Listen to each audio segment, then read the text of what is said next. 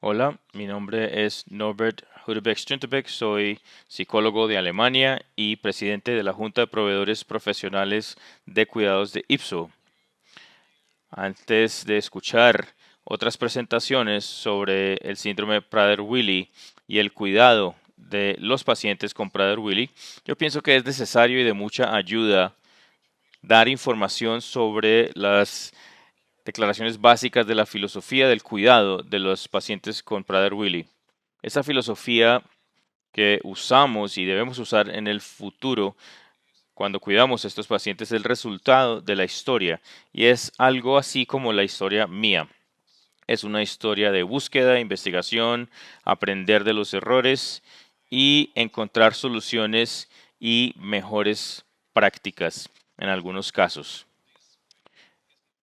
Esto es un trabajo que no termina, esto continúa, pero comienza, pienso yo, hace unos 20 o 25 años, en el medio de los años 90, en la década de los 90, cuando trabajábamos en esa década de los 90, estábamos trabajando con los pacientes de Prader-Willi y el entendimiento es que ellos viven en un hogar colectivo o en sus casas y que es necesario estructurar su entorno. Y esto debe ser algo que debemos hacer y también es necesario manejar todo alrededor de la nutrición para ellos. Es un deber, como ustedes habrán escuchado con frecuencia, la seguridad alimentaria. Y otro tema es que tenemos que protegerlos de las decepciones. Es como un dogma que habíamos escuchado cuando comenzamos a mediados de los 90. Y al final todas estas cosas que hicimos para las personas, para los pacientes y los profesionales en ese momento tenían un nivel de conocimiento mucho menor del SPW. Y hay unos mensajes centrales para el personal y para los padres en ese momento. Y es que lo que nosotros tenemos que saber es qué es bueno para los pacientes con Prader-Willi y nosotros tomamos las decisiones para las personas con Prader-Willi. Tenemos que hacerlo. Y este fue un significado común en ese momento. Y yo recuerdo había un bajo nivel de conocimiento en ese momento. Una de las cosas que nosotros vimos en los últimos 20 o 25 años, cuando usamos esta forma, este enfoque de esta manera, una de las cosas bajo estos dogmas de un entorno estructurado, que significa cosas muy concretas para hacer, un plan muy estructurado para el día, para la semana, para la mañana, para la tarde, y todo esto decidido por nosotros. Entonces lo que vemos con frecuencia es que provoca conflictos, porque con frecuencia hay situaciones en las que no podemos controlar totalmente, no todos estos elementos los podemos controlar totalmente. Así que quizá porque el proveedor del alimento llegó tarde en su automóvil o porque la máquina estaba dañada o solamente había 3 tazas de café y no 4 tazas de café y o una taza de chocolate en lugar de dos. Imagínense lo que puede pasar. Y otras cosas con estas estructuras aprendimos que son inflexibles y enfocados en esta estructura, muy enfocados en esta estructura que nosotros decidimos. Entonces, con frecuencia, la reacción de ellos es que no es mi estructura, no es mi forma lo que ustedes o yo debo hacer. Entonces no aceptan esa estructura con mucha frecuencia. Con frecuencia no entienden las estructuras que nosotros creamos para ellos. Y como consecuencia de esto, ellos están en contra de nuestra estructura y el estrés y el conflicto son generados por esto. ¿Y qué pasa con el dogma del manejo de todo el tema de la nutrición para las personas con SPW? Cuando lo hacemos de esta manera, lo que observamos es que las cosas prohibidas son muy interesantes. Lo prohibido, por ejemplo, la nutrición prohibida es más interesante. no tienen la oportunidad de aprender que el alimento puede ser una parte normal de la vida porque estas cosas son prohibidas para ellos. No tienen oportunidad de aprender a manejar el alimento de manera positiva y con una respuesta positiva. Y no tienen la oportunidad de aprender que pueden controlarse a sí mismos en contacto con el alimento y pueden estar orgullosos de sí mismos de poder manejar de pronto pequeñas partes de la nutrición, pero no pueden tener esa experiencia. Y como consecuencia de largo plazo, ellos están totalmente dependientes de otros para su nutrición en toda su vida.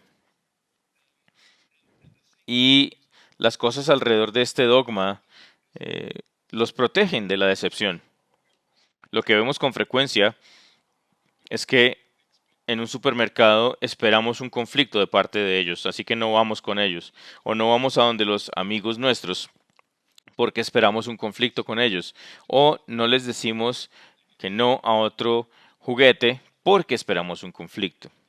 Entonces, no los enfrentamos lo suficiente con un comportamiento retador porque esperamos conflicto de parte de ellos. Y en el largo plazo, las consecuencias de protección de la persona con SPW de la decepción es que no podemos darles la oportunidad de desarrollar con las competencias para manejar estas situaciones por su propia cuenta. Entonces también ellos son dependientes de otros o de nosotros durante quizá toda su vida. Ahora, otro tema que sucede en el tiempo donde nos encontramos, donde comenzamos, fue la situación de ensayo y error. Estos cambios sucedieron en los últimos años, últimos 20, 25 años. Ahora tenemos información sobre la parte cognitiva, social, emocional, sobre las diferentes etapas. Tenemos programas de capacitación y una red mundial. Eso es lo que hemos construido nosotros aquí. Entonces ahora hay días donde tenemos la oportunidad de dar apoyo a las personas en una base de conocimiento mucho más amplia y podemos dividir y compartirla en todo el mundo. Y cuando nosotros hablamos sobre darnos cuenta de esta filosofía del cuidado de las personas con SPW, hay que aceptar que las situaciones son muy distintas en los países. Pero en mi mente no es importante si nos damos cuenta de estas cosas en un año o en 15 años. Lo principal es que lo que voy a presentar es que nosotros usamos esto en muchas partes del mundo, las familias, en las viviendas colectivas o en entornos con apoyo.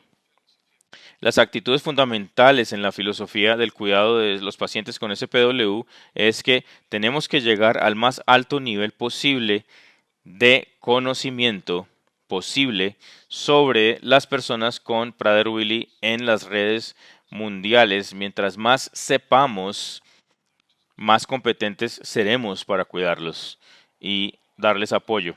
Y tenemos que desarrollar programas de capacitación para ellos, pero también para el personal, para que tengan la oportunidad de dar ese apoyo a un nivel de calidad más alto.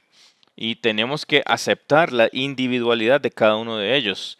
Nosotros siempre hablamos sobre cosas similares con los pacientes de SPW, pero tenemos que aceptar esa individualidad y ser transparentes en la comunicación con ellos para que tengan la oportunidad de entender que están evolucionando y que están involucrados y que tengan la experiencia realmente de ser exitosos y estar orgullosos de sí mismos, pero también tenemos que darles la oportunidad de tener experiencias con el fracaso para que aprendan a manejar estas cosas. Y tenemos que incluirlos para encontrar soluciones, para encontrar un marco donde desarrollar estos y no estructuras inflexibles como lo hicimos unos años antes. Nosotros decidimos qué hacer y nosotros los incluimos, los involucramos en encontrar las soluciones para su propio entorno de vivienda. Pero lo principal en estas declaraciones fundamentales es que tenemos que dar apoyo a las personas con Prader-Willi, apartándonos de la dependencia de otros, del control a la autodeterminación. Y lo que significa esto es que, esto es lo que pueden ver aquí al principio, cuando estamos o cuando nacemos o dependemos totalmente de otros, pero en el tiempo debe bajar, debe reducir este nivel de tener una necesidad de control externo. Y por otro lado, la autodeterminación tiene que crecer. Y si nosotros podemos llegar a esto, nosotros estaremos felices y satisfechos con nuestras vidas. Es lo mismo que el manejo de los pacientes con Prader-Willi. Si vemos la individualidad, puede ser que una persona de 32 años tenga un bajo nivel de autocontrol.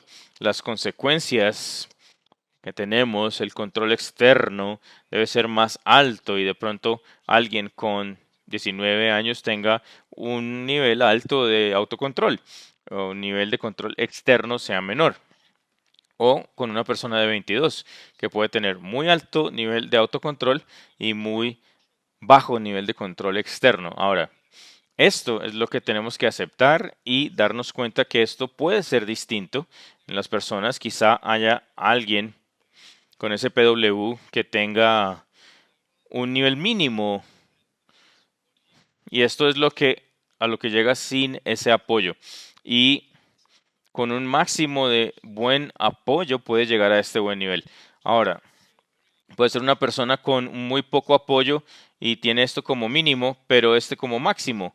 Entonces, lo que vemos, si nos encargamos de estas personas, tenemos la individualidad o tenemos al individuo al frente de nosotros y podemos ver dónde están nuestras competencias y las partes para dar el apoyo. Y si lo que yo espero es que usemos estas declaraciones básicas o fundamentales de esta filosofía para cuidar a estas personas con Prader-Willi y podemos darles apoyo en aumentar su calidad de vida y dejarlos tener la oportunidad de ser tan autocontrolados como sea posible. Así que muchas gracias por esto y espero que podamos hablar de esta filosofía durante una de las siguientes presentaciones.